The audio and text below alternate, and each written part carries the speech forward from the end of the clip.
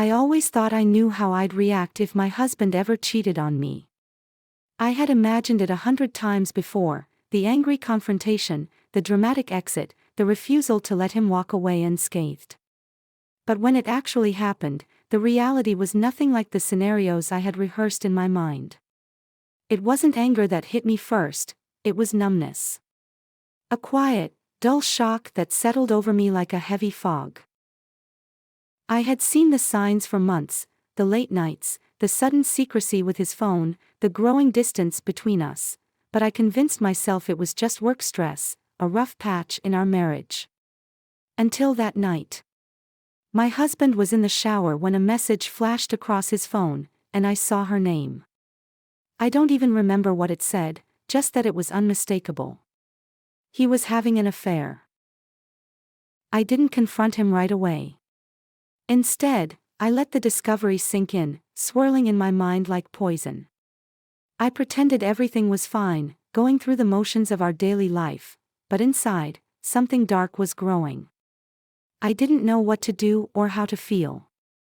But one thing became clear, I couldn't just sit back and let him get away with it. If he could betray me, then I could betray him too. And I knew exactly how. Enter Nick, my husband's best friend. They had known each other since college, thick as thieves. Nick was around all the time, dinners, barbecues, weekend get-togethers. He was the charming one, always making jokes, always there to lend a hand when needed.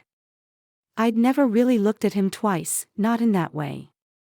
But now, in the wake of my husband's betrayal, I saw him differently. It started with something small, a flirtatious comment thrown out one night when my husband wasn't around. I hadn't planned it, the words just slipped out, testing the waters, seeing if Nick would take the bait. And he did. He flirted back, his eyes lingering on me a little too long, his smile holding something more than friendly banter. At first, I told myself it was harmless. I was just trying to make myself feel better, to regain a sense of control over a situation that had torn my life apart. But the more time I spent around Nick, the more I began to wonder if there was something else beneath the surface. Maybe it wasn't just revenge. Maybe there was something real between us. The next time I saw Nick was at a party my husband was hosting.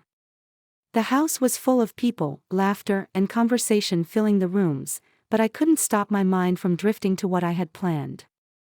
I had worn a dress that I knew would catch Nick's attention, low-cut, fitted, leaving little to the imagination.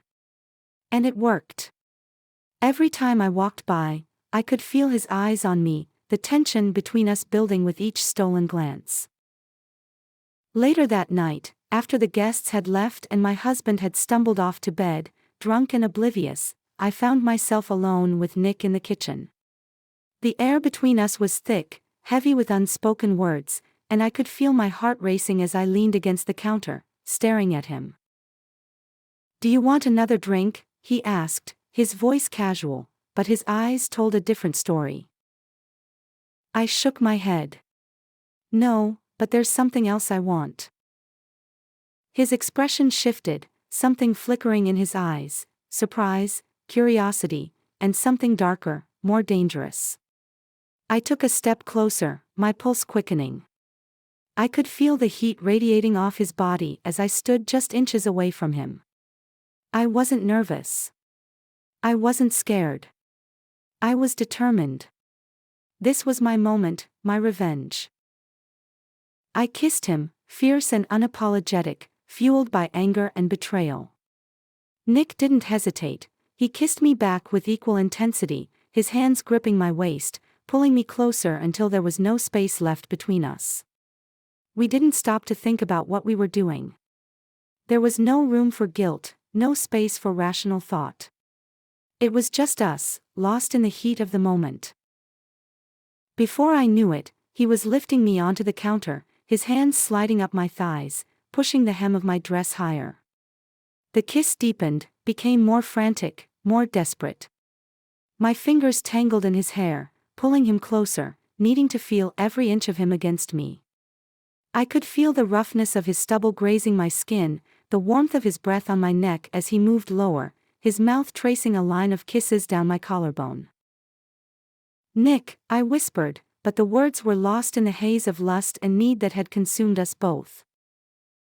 His hands slid under my dress, fingers skimming the edge of my panties before tugging them aside.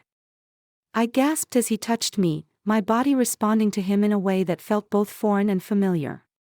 It was wrong, everything about this was wrong, but it felt so damn good, I couldn't stop. Nick's lips found mine again, his kiss rough, hungry, as he pressed himself against me. I could feel the hardness of him through his pants, could feel the urgency in his touch, and I didn't want to wait anymore. I reached down, fumbling with his belt, my fingers trembling slightly as I unfastened it and pulled his pants down just enough to free him. We didn't speak. There were no words left to say. He entered me in one smooth motion, and I gasped, wrapping my legs around him, pulling him deeper. The sensation was overwhelming, a mixture of pleasure and pain, guilt and desire, all crashing together in a way that left me breathless. The kitchen was quiet, save for the sound of our heavy breathing and the occasional moan that escaped my lips. His hands gripped my hips, holding me in place as he thrust into me, each movement sending a jolt of pleasure through my body. I held on to him tightly, my fingers digging into his back, my head spinning from the intensity of it all. It was fast, frenzied, both of us lost in the heat of the moment, needing this, needing each other, if only for a brief, stolen time. And when it was over, when we both collapsed into each other, spent and breathless, I felt the weight of what we had done settle over me like a heavy blanket. This wasn't just revenge anymore. This was something else, something real, something dangerous.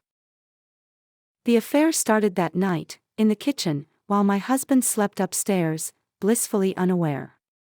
At first, it was exactly what I wanted, a way to get back at him, to reclaim some sense of power in a situation where I had felt powerless. Nick and I would meet in secret, stolen moments that were thrilling in their danger, in the knowledge that we were crossing a line we could never uncross. But as time went on, something shifted. What began as revenge turned into something more complicated, more confusing. Nick wasn't just a tool for payback anymore.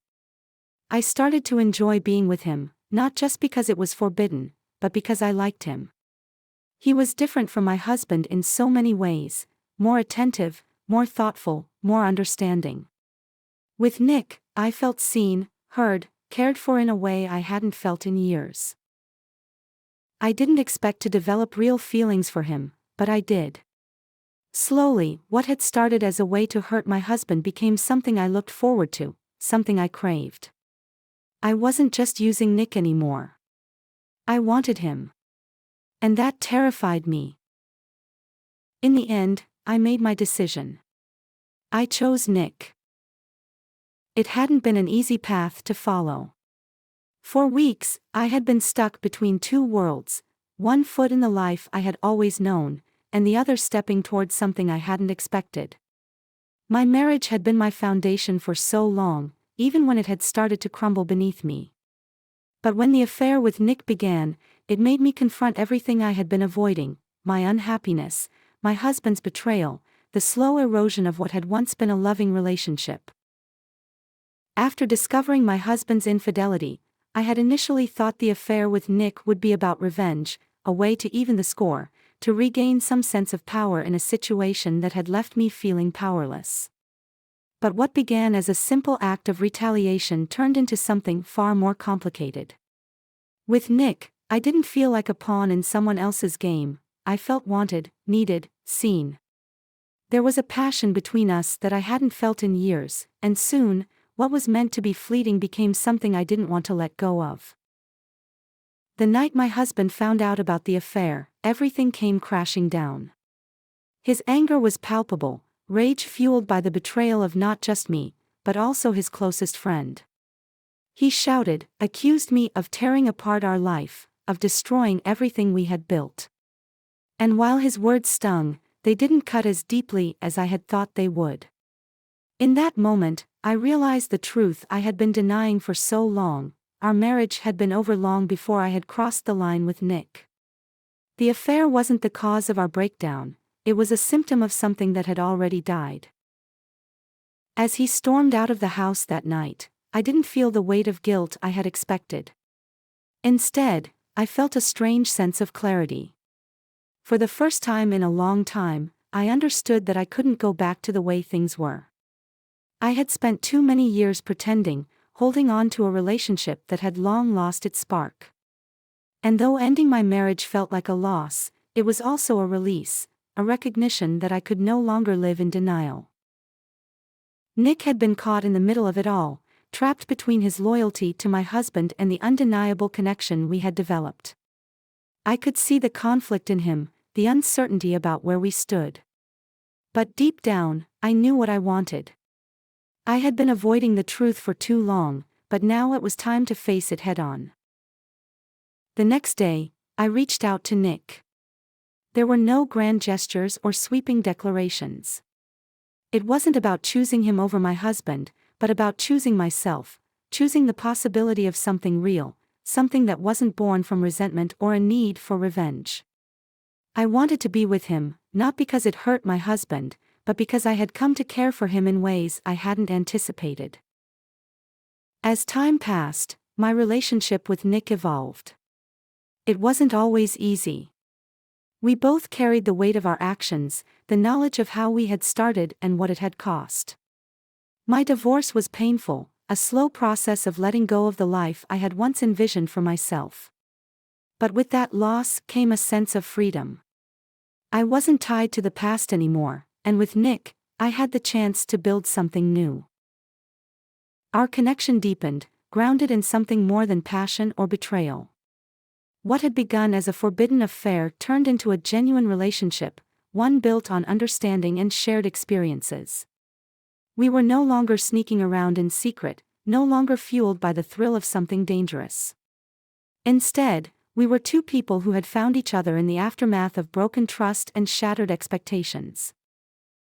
Nick was there for me in ways my husband never had been. He was thoughtful, attentive, and we shared a bond that felt different from anything I had experienced in my marriage.